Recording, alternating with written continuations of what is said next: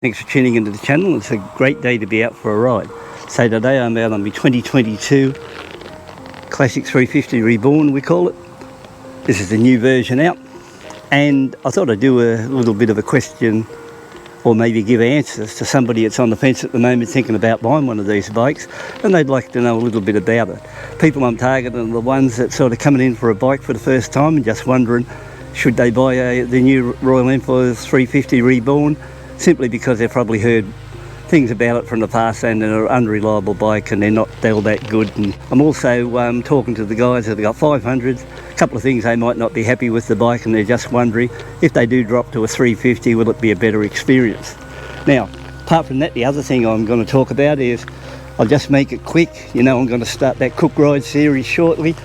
A couple of things are stopping me at the moment. Number one is I'm just waiting for the weather to improve before I start the clip. There's no real big hurry. It's just a 25-part series if everything goes all right, and that will depend on virtually how many views I get to see if I'll carry on after the first one.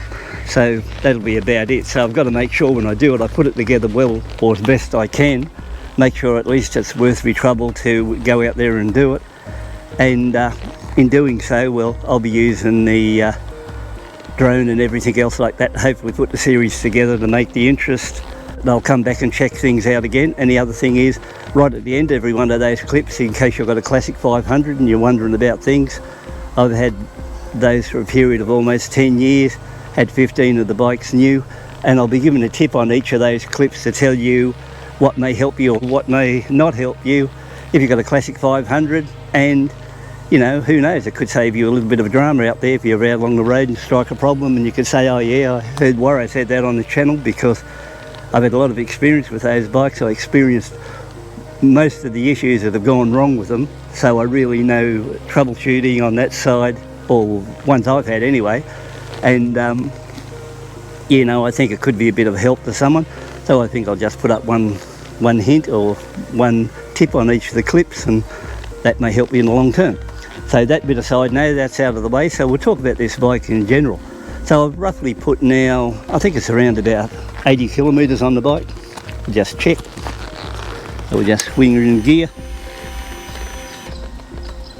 Oh, well, I've done 77 kilometres. Now you might say, ah, well, that's not much. To give a bit of a review and opinion on the bike, but you've got to take into account I own two of these bikes. The other one was the original one I bought, the Halcyon Grey. I've now put 2,600 kilometres on that bike, so I know the bike really well. This is my backup bike. I just bought this because I thought the experience on the 350 with the Halcyon Grey was that good. I thought I'd just have to go out and buy another one. Is the 500 better in any areas? Yeah, of course it is. It's 27 horsepower against 20, so a 500 will knock over this quite easy on any hill. So that's where the 500's strong point is, and I would say possibly once you get over 80 kilometres an hour, from a standard start to 80, this would go very close to a 500. Once you get over the 80k mark, it will be 500 all the way, because 500s have, you know, they're good engines. I've had that Halcyon Grey on bitumen, dirt, everywhere that you could possibly think, in climbing hills, out in the scrub, everything you could possibly put it through, and I actually think they are a very, very good bike. So their strongest point, say for example, if you're on the fence and you're thinking about one of these, and say you've got a 500 and there's two areas that you don't like on your 500, one will be here, the other one's going to be here. If you've got those problems in that area there, you'll have no problems at all when you jump on a 350, because those days will be gone. Things are that good. This is a night and day exercise. The bike is that much better in all areas in that one. Ride quality is probably a little bit, I'd be a bit biased and say, yeah, because of this seat here, look, see how soft it is? That is the reason why this bike rides better. So you are sitting in the seat, not on the seat. So in the seat, you sink down into this one and ride it, or ride the bumps with it. On the Classic 500, for example, with the hard flat seat, the only time I've had any issues with the Speedo, and Royal Enfield is now replacing that Speedo as soon as they get one in stock. I think overall on these new 350s, the build quality is far superior than any of their other bikes they've built in the singles, and they really put it together well. Fit and finish is good, but I can honestly say with this one, the new 350, well, I wouldn't have went out and bought two. I've never touched this bike with any issues on anything unless I go in there and decide myself I want to check something out. Not once since I've got it, you know, I've had to go in there and say, oh geez, it's not going to go today, because every time I go out and press that button, they start first time every time. And you might say, oh, well, why do you always mention first time every time? On this part here, I'm going to pull that out there shortly, and I've got the old style amp meter gauge coming from India, and I'm going to see if that'll fit. If it does, I think an amp gauge would look good. No, I don't plan to try to connect it, because I don't think that's possible. It's only going to be there for a dummy look, but then again, I've just got a dummy plate there in the first place now, so apart from that, well, you know, everything's about standard. The only thing I did with this one, I did paint the cowling over the headlight, but this peak and that came off the other bike. This one just had an ordinary chrome rim there, or black rim I should say. This one just had the ordinary black rim there, but I switched it from the other one over here, sprayed it black on the peak, and I don't know, I may end up spraying the front forks black too. I'm just deciding there how things go. I'm not sure how these blacked out motors will go long term, although I think the Dispatch I had a blacked out motor, and so did the Pegasus. I've got military style green panniers to go over to the back. I've got to fit a rack to the back of this one shortly, like I did on the other bike. This one here is your rack, factory rack from Enfield, where you can put a fiberglass bin on it, you know, like about 12 litre one. I put one of those on it, and I saw it on, and just didn't look period style to do it, you know, so I decided not to go ahead with that idea. I've still got it. It may look all right on the bluey one, but it wouldn't look much good on this one. But I can also say the fit and finish on this bike is really good. Inside the headlight housing, when I was in there taking the headlight off to paint the front here, the wiring now, Enfield's really up their game. Like inside that headlight housing compared to the bird nests from the old days, everything's nicely covered. They got protectors on all the, you know, all the terminals, things like that. It's a nice tidy looking fit under there. You got no worries about wires touching anything or earthing out and causing any drama there. Back down here in your fuse box area, same thing again down there, really nicely put together there too. I really got to commend them, you know, the new 350, they've really upped their game, and it's almost put together now by a company who cares about the product, not just selling the bike, because in the old days it took quite a while before they got together and did any improvement on it, and sometimes the thing that had let you down would be a 10-cent bolt, and it just went on for years and years, and then all of a sudden they'd decide they'd fix that or change that bolt or fix this thing here, and it just took a long time to get anything done, where if they would have had their act together in the first place, from the very first bikes, example 2012 when I bought the first one, they could have done all those upgrades with the bolts and all that for probably $5 maximum, and saved a lot of people complaining about different things that went wrong.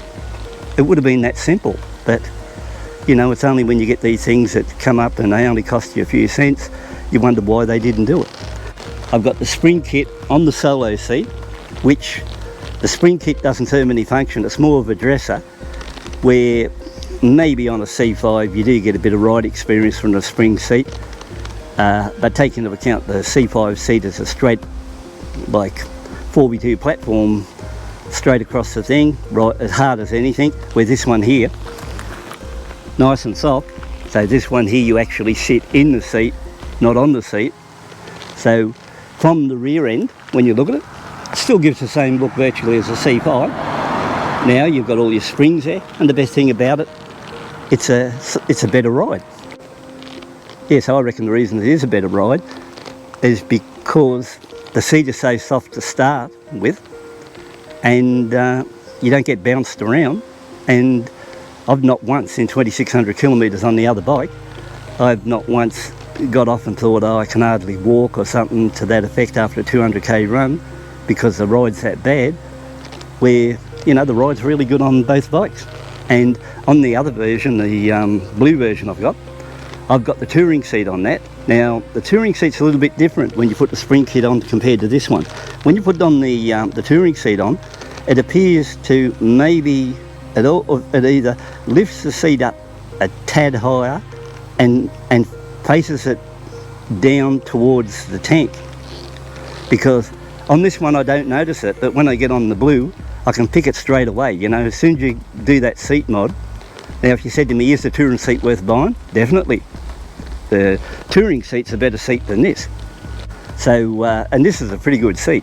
So if you get into that way, you'll be very happy there. If you want the nostalgia look, something that looks 50-year-old, and you get out there and it makes you feel good, one of these bikes, whether it's a 500 or a 350, will do that job. Now the only thing this bike is really missing is the heel and toe shifter, which I put on the other bike, and I tell you what, the heel and toe shifter is the best mod. For not much money, I've put on one of these singles, and it just makes a ride far more enjoyable. Like, I've been riding with the heel and toe lately on the Halcyon Grey, got onto this one, the Marsh Grey, and straight away didn't like the gear shifter. The other one's that good. That's how much Enfield's up their game in little bits all the way through, where now they've got a pretty good quality bike. If I can get here and say, I honestly believe this is a really good bike and buy one, that is exactly what I'm saying. I'm not getting here saying this is a really good bike and buy one, it'll help me views, I'll earn more out of the clip or something to that effect. If you haven't bought one of these bikes before, you're thinking of buying one Enfield for the first time, if you're going to buy one Enfield at the moment, there'd be two to pick from. One, I would go straight to one of these 350s, if that's your budget. If you said, oh no, I got a bit more money than that and I want to buy something else, okay, I'd go to a 650 Interceptor. And if you picked either one of those bikes, you're going to be 100% satisfied, because when I got my first Interceptor back in 2019, after riding several of the singles up to that period, I was rapt at how good the Interceptor was. It was just, without a doubt, the best bike I'd ever sat on an Enfield. Now, if you said to me, is this bike as good as an Interceptor? No, it isn't. Interceptor's a better bike than this, but you can't compare a single to a twin, and well, you can, but that's not the right way to do it. And this is what I class as the best single they've made. And the Interceptor, well, have only made those twins there lately in the 650s, and I think they are by far their best bike, because they're a really smooth bike. They're almost as smooth as the Honda to ride.